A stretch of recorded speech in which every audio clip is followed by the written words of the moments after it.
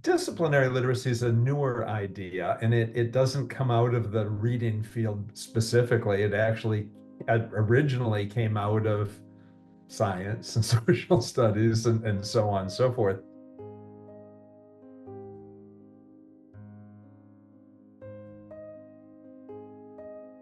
Essentially, it's a recognition that each field has a different body of text and different types of text that readers have to read, and that readers really have to have a different stance. Reading history is very different than reading literature, is very different than reading science, and so on.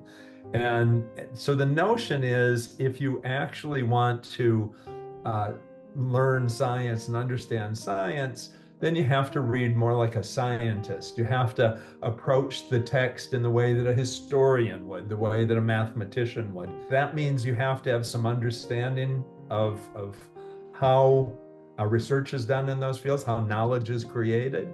You have to have some sense of how it's communicated and how that differs from how other fields do it.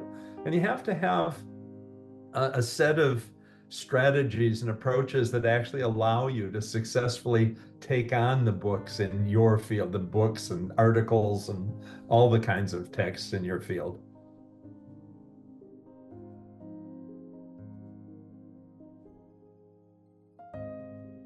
First of all, there's just the basic kinds of reading skills that everybody needs. You have to be able to decode, you have to be able to read text, you have to, you have to have basic comprehension skills.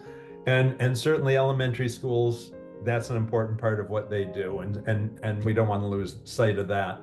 A second aspect of what's important is knowledge. Reading comprehension is at least partially, this notion of using what you know to make sense of the information. By the time you're in middle school, frankly, a science text and a social studies text are really different.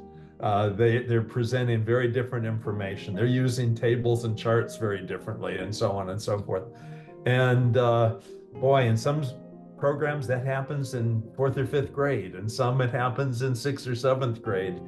When the text allows it, when you actually have texts that reflect how people think in the field, you can start doing it. And so it really can begin in certainly by the upper elementary grades.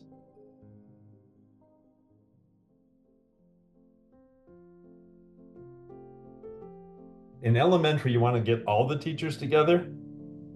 In secondary, when it comes to disciplinary literacy, you want to get departments together. This isn't let's all get in a room together and see if we can solve this problem, because then it starts to become let's just teach general reading skills to everybody. And that's really not what we're talking about. And so let's get all those science teachers together. And the issue is, when did you start to find science hard to read? And what did you do? How do you solve it when it's difficult for you? And what you're going to find out is a lot of times, in any field, people are not necessarily super conscious of how they're reading because they read the way they do. This is what allowed me to succeed. This is how you read. They don't have any sense that somebody else is doing it differently. And so the first thing that I want them to do is think about how they actually read, what it is that they do. When teachers recognize that they have a skill or ability that the kids could benefit from and that they're not sharing because they weren't aware, one, that they had that ability, and two, that the kids didn't know it. Teachers are generous. Teachers care about kids. They want to share that kind of stuff.